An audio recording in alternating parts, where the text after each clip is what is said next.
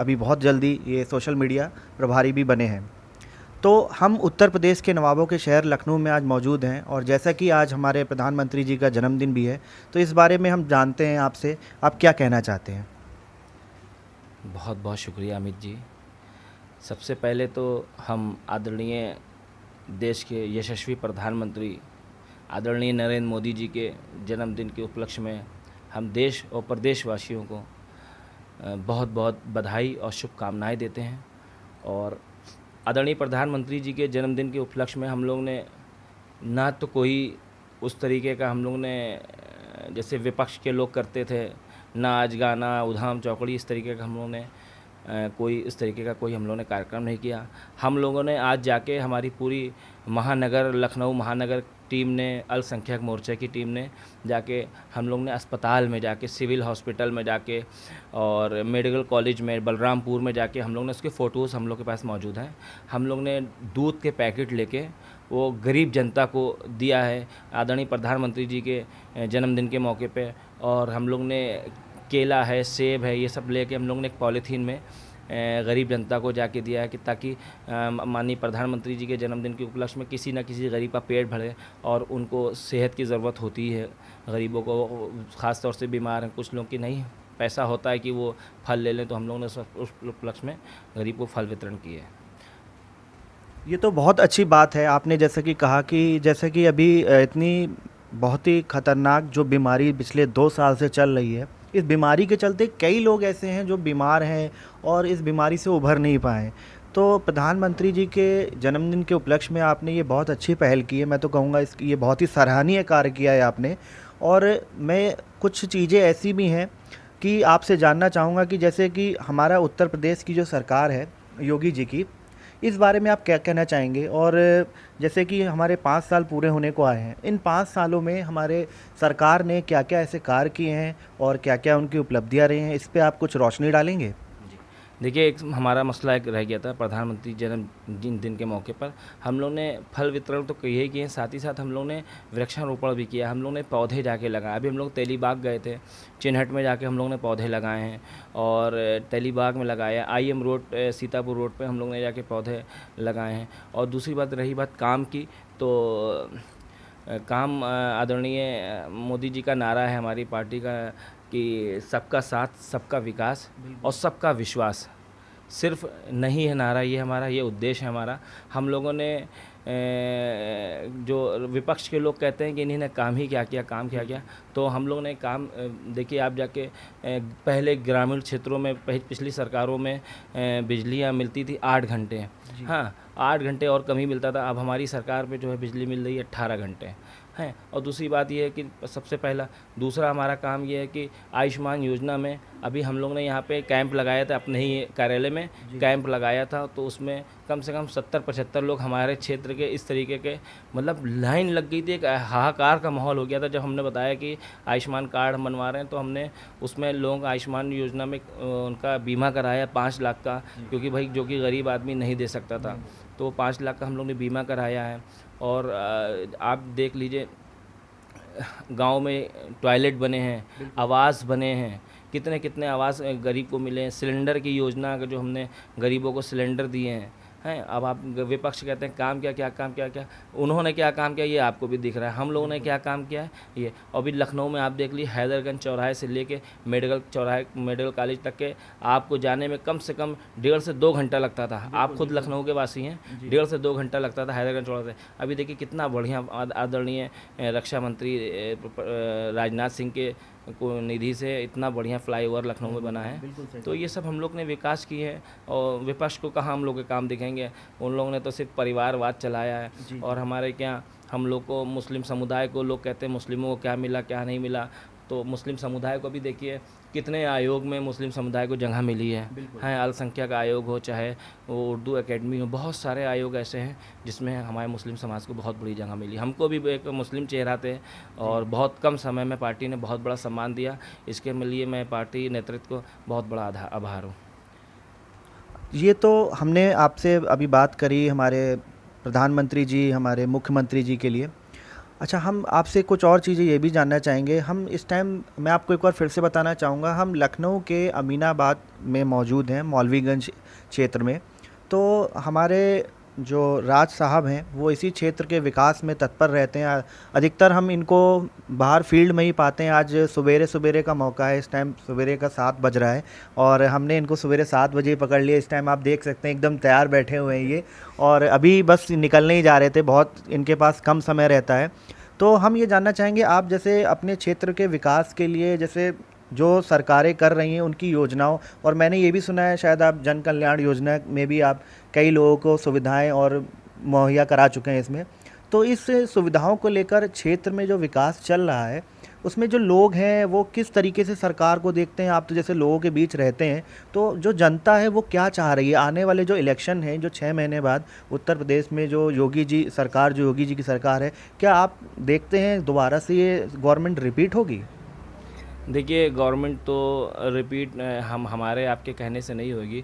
आप ये इंटरव्यू अगर आप जनता से लेंगे तो खुद हम लोग जब जनता के बीच में जाते हैं तो कहीं ना कभी हम लोग अक्सर लोअर और टी शर्ट पहन के चले जाते हैं। हम सुबह मॉर्निंग वॉक पे जाते हैं तो हम लोग से फीडबैक लेते रहते हैं। तो हर आदमी कहता है योगी जी ने जो काम किया। देखिए, सबसे बड़ी योगी जी की उपलब्धि ये है कि आप पहले क्या होता था कि इंसान डरता था बाहर निकलने से, महिलाएं डरती थीं कि कहीं ना कहीं हमारे साथ कहीं कोई गलत काम ना हो जाए।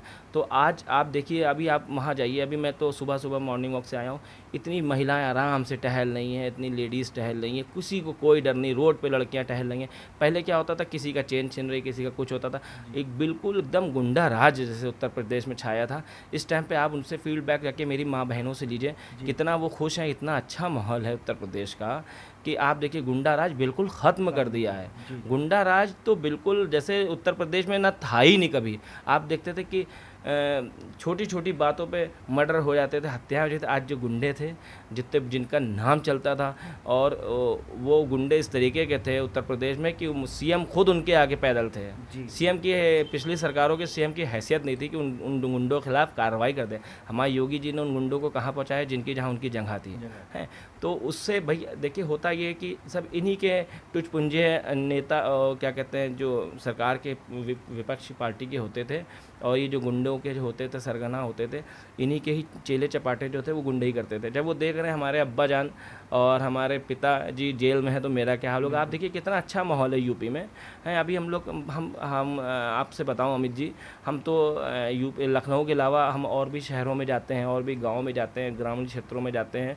तो जिस तरीके का माहौल लोग बना रहे हैं कि वहाँ ये नुकसान होगा, वहाँ ये होगा, मैंने जाके गांव में फीडबैक लिया तो इतना लोग खुश हैं कि भैया हमको क्या चाहिए, हमारा राम मंदिर बन गया है, हमें भाई गरीब सबसे ज़्यादा गरीबों को परेशानी और गांव वालों को परेशानी क्या होती थी, उनकी माँ बहनें जाके खेतों में शौच करती थी। आज क्या सब टॉयलेट बन गए, लोगों को सिलेंडर मिले, घर मिला, आवास मिला, इतना जनता खुश है। भाई देखिए, जनता को कुछ नहीं चाहिए होता है, जनता को चाहिए कि हमारी माँ बहन रोड पे निकले वो सेफ़ रहे, और वो सेफ़ है।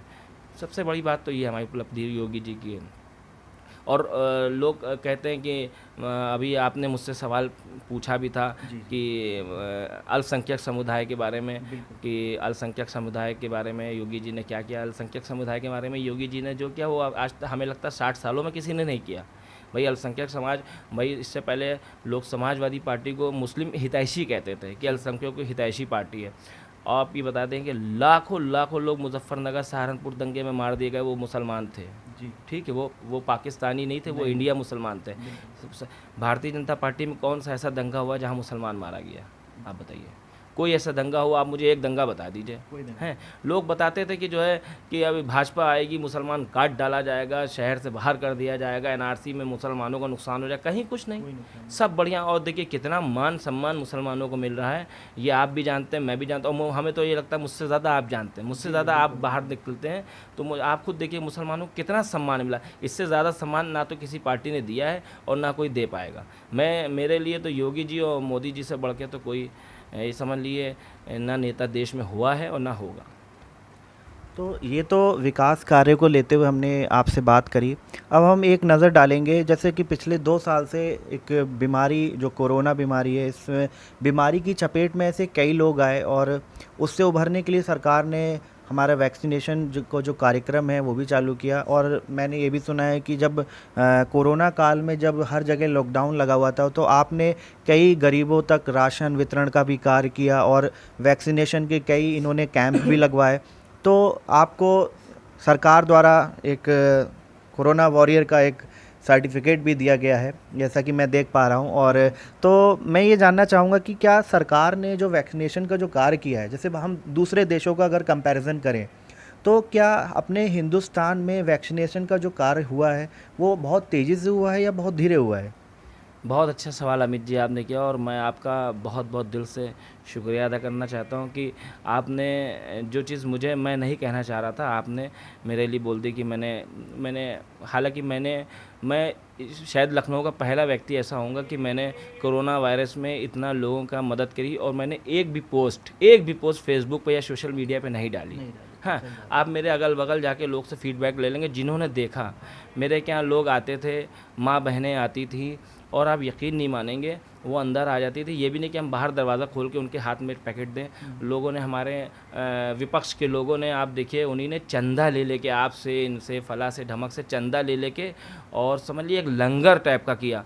2 पूड़ी सब्ज़ी, और वो भी चंदा लेके, अपने पास से नहीं है। वो सब उन्होंने किया। मैंने, आप यकीन मानिए, 5 किलो आटा, चावल, घी के पैकेट, वो भी आपने बोलते इसलिए मैं बता रहा हूँ, वरना मैं ये भी नहीं बताता। मैंने पूरा एक 10 किलो का पैकेट बनाया था, और जैसे कोई भी माँ, मेरी बहन आई और मैंने बुलाया, वो अंदर आई मैं सामने भी नहीं पड़ा, मैंने अपनी माँ के हाथ से उनके वो मदद पहुंचाई। मतलब एक नहीं, आप यकीन नहीं मानेंगे, मेरे पास जो है राजाजीपुरम तक के लोग आई हैं। सोचिए कहाँ कहाँ तक के लोग आ रहे थे। राजाजीपुरम हो गया, ठाकुरगंज हो गया, कैंपल रोड हो गया, इधर आप चले जाइए, क्या कहते हैं, ये बलरामपुर के पीछे रिवर बैंक कॉलोनी से कितने लोग मेरे पास आए। तो ये तो बात आपने बता दी, मैं उसके लिए आपका फिर से एक बार पुनः शुक्रिया अदा करना चाहता हूँ। मैंने बहुत से लोगों की कोरोना काल में मदद करी।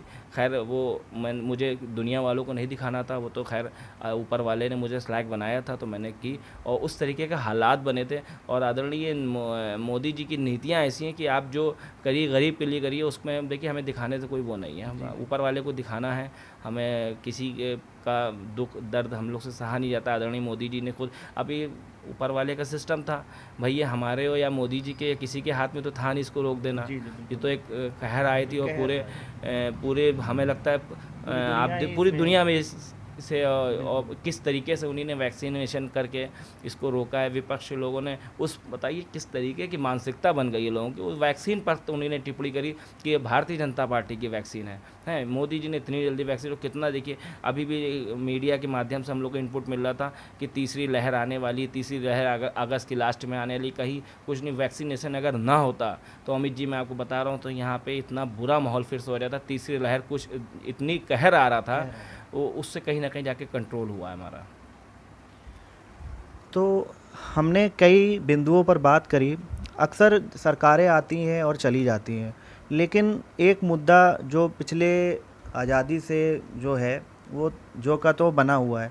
तो बस मेरा एक आखिरी सवाल कह लीजिए या संदेश कह लीजिए, जैसे कि हम युवाओं को लेकर एक आखिरी आपसे एक संदेश ये सुनना चाहते हैं कि हमारी जो सरकार है वो युवाओं के लिए कौन कौन सी जो नई योजनाएं हैं, या कह लीजिए कि आपका युवाओं के लिए ऐसा क्या संदेश है, जो हमारी युवा पीढ़ी है वो किस तरफ, मतलब कि जैसे जो समय चल रहा है, जैसे सरकार को लेकर या कोई पैंडेमिक जैसे ये बीमारी आई इसको लेकर, या आपका क्या संदेश है हमारे युवाओं को लेकर कि जैसे बेरोजगारी जो सबसे मेन मुद्दा रहता है हर सरकार का, बेरोजगारी, क्या आपको लगता है इस सरकार ने रोजगार मुहैया कराया है?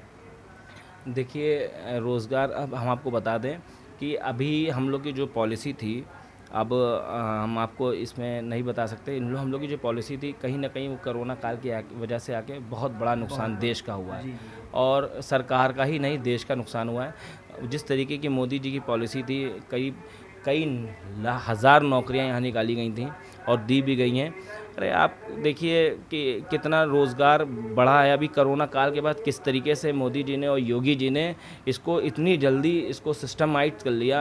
इतनी जल्दी जनता को समझ लीजिए रोज़गार मिलने लगा, लोग कमा रहे हैं, खा रहे हैं, नौकरियां पे जा रहे हैं। कितने लोगों की नौकरियां चली गई थी, है सरकार का प्रेशर था कि भाई उनको नौकरियां फिर से वापसी से मिले जाए। भाई युवाओं के लिए काम किया गया है, और हमको ये लगता है कि अगर तीसरी लहर में अगर जैसे थोड़ा सा कंट्रोल हो गया है, और अगर आगे जाने के बाद हो जाएगा, तो रोज़गार तो और ज़्यादा बढ़ेगा युवाओं के लिए। चलिए, बहुत बहुत धन्यवाद राज साहब आपका, और हम इसी तरह आपसे फिर से हम एक मुलाकात करेंगे। वॉच टुडे से मैं अमित सिंह चौहान, धन्यवाद।